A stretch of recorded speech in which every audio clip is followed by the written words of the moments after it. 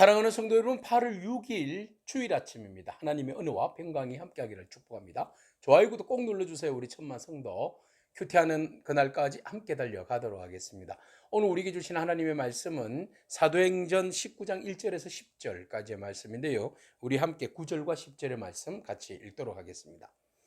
어떤 사람들은 마음이 굳어 순종하지 않고 무리 앞에서 이 도를 비방하거늘 바울이 그들을 떠나 제자들을 따로 세우고 두란노 서원에서 날마다 강론하니라.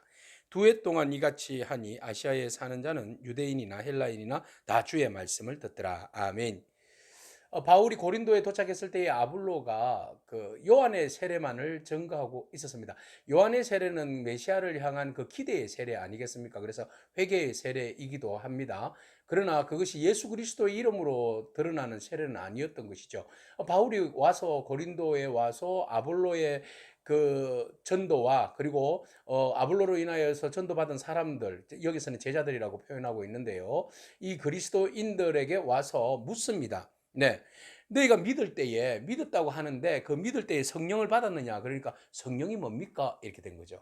자, 성령이 모르는데 이게 세례를 받았다고 말할 수 있을까요? 예수를 믿는다라고 말할 수 있을까요? 뭐 이것은 이제 종합적으로 이제 초기 단계니까 어떤 신학적 어떤 정립, 신학적 문제 이런 것을 뭐 세례가 먼저냐, 성령이 먼저냐 이게 이제 같이 동시다발적으로 일어나는 사건이냐 뭐 이런 것들을 정립하기에는 아직 초기 단계니까 그것을 말하기는 조금 무리인 것 같고요. 그래서 너희가 세례를 받을 때에 믿을 때에 성령을 받았냐 이러니까 받은 적이 없고 성령이 뭔지도 모르겠습니다 그랬어요. 그러자 성령이 계신 줄도 모른다는 거죠. 그래서 바울이 그들에게 이런 이야기합니다. 너희가 무슨 세례를 받았느냐? 요한의 세례밖에 받지 못했습니다. 그랬어요. 요한의 세례는 뭡니까? 요한이 요단 강에서 외칠 때에 회개하라. 그죠? 예, 회개의 세례였죠. 회개의 세례. 그리고 앞으로 내 뒤에 오시는 이는 나보다 능력이 더하고 그분이 진짜 그리스도시다. 이제 이런 이야기 아니겠습니까? 나는 그분의 신들매를 매기도 감당하기 어렵다. 이런 이야기를 한 거죠. 그래서 너희가 하나님의 나라에 그 가기까지 하나님 나라가 도래하는데 그 하나님 나라가 예수 그리스도로 인하여서 도래하는 나라잖아요. 그러니까 하나님 나라가 도래하기 전에 너희가 그 회개해라 이 말이었거든요. 자, 그렇게 해서 그 회개의 세례, 요한의 세례밖에 모른다. 그 말은 하나님 나라에 대한 기대하는 세례다. 이렇게 이야기할 수 있겠어요. 그러니까 하나님 나라에 대한 어떤 기대와 소망의 세례다. 이렇게 이제 보시면 되겠습니다.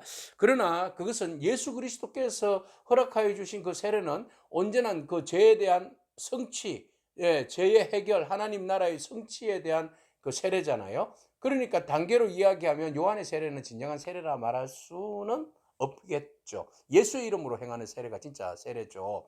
그래서 그들이 진정으로 예수 그리스도의 이름으로 세례받지 않았다는 것을 알고 바울이 그들에게 이야기를 하죠. 요한이 말한 것은 회개의 세례다. 그래서 세례를 베풀어서 너희들로 하여금 회개하게 했고 그 다음에 내 뒤에 요한이 말하기를 내 뒤에 오시는 이를 믿으라 그렇게 이야기했는데 그 믿는 것이 곧 누구라는 거죠. 예수 그리스도다 그랬어요. 그래서 예수 그리스도를 믿는다는 것은 예수 그리스도 이름으로 세례를 받는다는 거죠. 세례를 받는다는 것은 예수 그리스도와 함께 내가 십자가에 죽고 나는 그분의 부활과 함께 다시 살아났다는 것이고 그분이 하나님의 아들이라는 것을 믿는다는 것이고 그분의 이름으로 내 모든 죄가 용서함을 받았다라는 믿음의 증거다. 그렇기 때문에 세례를 꼭 받아야 한다라는 것이지요.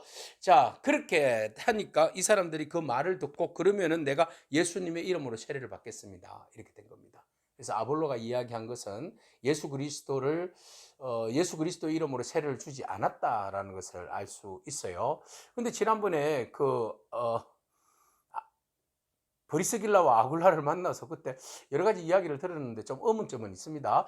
자, 어쨌든 여기에서 이제 예수 그리스도를 알지 못하던 에베소 사람들 바울이 그때 이제 짧은 메시지만 전하고 떠났잖아요. 2차 전도 여행 때. 그래서 내가 하나님의 뜻이 있다면 기회가 있다면 다시 와서 이야기하겠다 했는데 먼저 아볼로가 먼저 와서 여러 가지 장관 이야기는 했지만 그러나 뭐 브리스길라와 아굴라로부터 뭐 이야기는 들었는데 아주 확고한 그 메시지는 잘 몰랐던 것 같아요. 그죠? 그래서 조금 한 90%만 이야기했던 것 같아요. 그래서 바울이 와서 진짜 나머지 정말 중요한 10%를 이야기하는데 그것이 예수 그리스도의 이름으로 세례를 받는 이야기였습니다. 그래서 그들이 모두가 다 세례를 받을 때 놀라운 역사가 일어났어요. 세례를 받을 때 그리스도 이름으로 내가 회개하고 세례 받는 거잖아요. 그래서 그리스도의 이름으로 내가 회개하고 세례를 받았더니 그때 비로소 성령의 역사가 일어난 겁니다. 놀라운 역사, 성령의 기름 부으심이 일어났는데 6절 말씀에 바울이 안수를 하니까 성령이 그들에게 임하였고 방언도 하고 예언도 하고 그런 현상이 일어났어요. 그래서 이방인들에게도 하나님께서 동일하게 그 성령의 기름 부으심의 역사, 회개하는 자들에게 예수 그리스도를 믿는 믿음의 사람들에게 유대인이나 이방인에게 동일하게 성령을 부어주시는 놀라운 은혜를 경험하게 되는 거죠. 이 선물, 성령은 선물입니다. 하나님이 성령이시지만 또한 우리에게 성령 충만함을 주시는데 그 성령 충만함의 그 충만함이 이 현상으로 나타나는데 방언과 예언으로 나타나게 되고 그리고 성령의 열매로 또 성령의 능력으로 드러나게 되는 것입니다. 그래서 예수 믿었더니 하나님이 우리와 함께 하시고 우리에게 능력 주시고 그리스도인으로서 살아갈 수 있는 놀라운 어떤 그 윤활제를 이렇게 성령을 통하여서 우리에게 부어주시는구나라는 것을 확신할 수 있도록 은혜를 베풀어 주시는 거고 이것이 바로 카리스, 하나님의 은혜입니다. 은혜. 성령의 충만함을 눈으로 직접 보고 듣고 행동할 수 있는 것, 이거 은혜 아니겠습니까?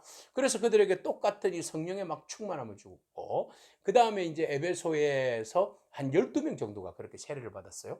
12명 정도가 세례를 받았는데 바로 이 12명은 이제 에베소 교회의 아마 그 중심이 되는 그런 사람들이지 않겠습니까? 제자들이지 않겠습니까? 그렇게 해서 이제 교회가 또 세워지는 겁니다. 교회가 세워지는데 온전하게, 바른 말씀으로 더욱더 든든하게, 단단하게, 진리로 되도록이면 확실하게 복음을, 메시지를 심고 있는 모습들을 오늘 바울을 통하여서 보게 됩니다. 바울의 그 3차 전도 여행은 계속해서 있던 교회들을 돌아다니면서 그 교회에 있는 그 믿음의 사람들의 믿음을 견고하게 세우는 그런 역할을 하게 되는 것입니다. 그래서 에베소에서 열심히 가르치고 바로 그 회당에서 말씀을 가르치는데 한 3달 정도 담대히 하나님의 말씀을 강론하며 건면합니다. 그래서 모르잖아요. 특히 이제 유대인도 아니고 이방인들이잖아요. 이방에 있는 디아스포라지만 이들이 그 하나님에 대해서 제대로 알 도리가 없잖아요. 그래서 율법과 그 다음에 예수 그리스도의 오심, 그것을 접목해서 그리스도가 율법의 완성, 주가 되심, 그리고 하나님의 되심, 이런 것들에 대해서 잘 강론하고 잘 설명하였더니 그들이 이제 예수님에 대해서 제대로 알더라는 거죠. 안 그랬으면 요한의 세례에서 머물렀을 뻔했던 것이죠. 그래서 완전한 믿음, 완전한 그리스도를 향한 알므로 은혜로 나아가게 된 것입니다. 자, 이렇게 돼서 교회가 막 다시 그 중심을 잡고 교회가 든든하게 세워져 있는 것을 보고 모두가 다 복음을 또 받아들이면 좋겠지만 또 에베소에 있는 어떤 유대인들이 어떤 일부 사람들이 복음을 또 거부하더라는 겁니다. 여러분 복음을 거부하면 결국 손해는 우리에게 있어요. 자, 그들이 어떻게 이야기합니까? 9절 말씀에 어떤 사람은 마음이 굳었다 그랬어요. 마음이 굳으면 안 됩니다. 마음이 굳어서 순종하지 않았다. 무리 앞에서 이 도를 비방했다 그랬어요. 우리가 마음이 굳어지는 것과 순종하지 않는 것과 비방하는 죄를 우리에게서 멀리하기를 축복합니다. 여러분, 하나님이 기뻐하시지 않는 죄들의 항목이죠.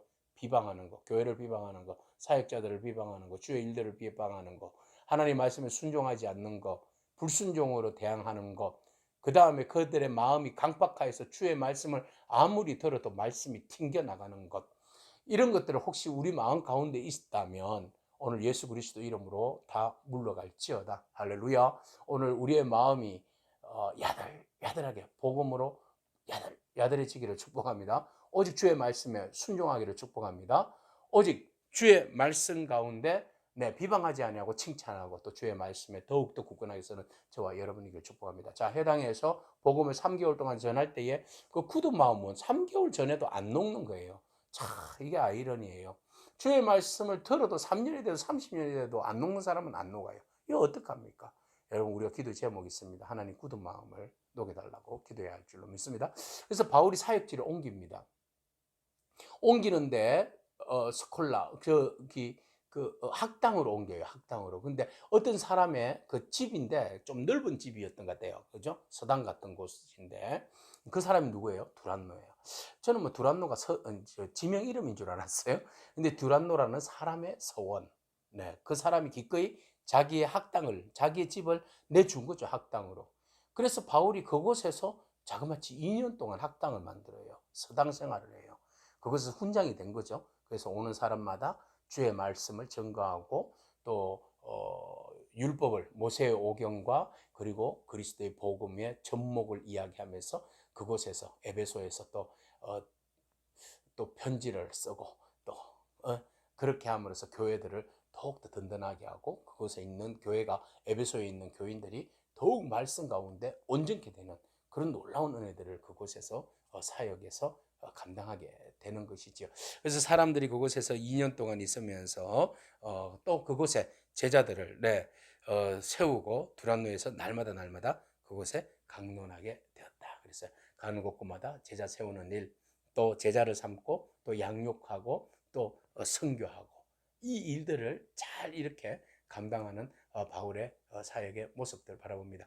길이 한 군데 막혔다고 해서 끝나는 건 아니죠. 길은 또 열려지게 되어 있습니다. 하나님께서 그 길을 열어가십니다. 회당의 길이 막혔으면 또 이렇게 두란노 서원을 통하여서 하나님의 말씀을 전가하고 이 에베소가 전부 다 말씀으로 인하여서 온전해지고 제자가 점점 늘어나는 역사들을 하나님께서 허락하시는 줄로 믿습니다. 그래서 2해 동안이나 이같이 행하니 아시아에 사는 자들이 유대인이나 헬라인이나 다 주의 말씀을 듣더라. 다 주의 말씀을 듣더라. 주의 말씀을 듣고 순종하더라. 그리스도인들이 늘어나더라. 결단하더라. 그 다음에 헌신하더라. 선교하더라. 이렇게 연결되는 거 아니겠습니까?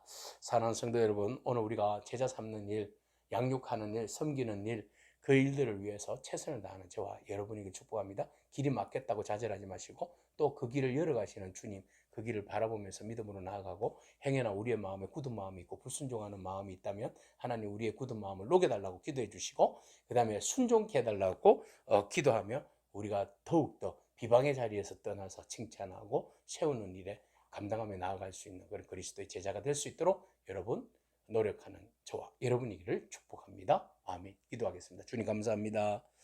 주님께서 바울을 통하여서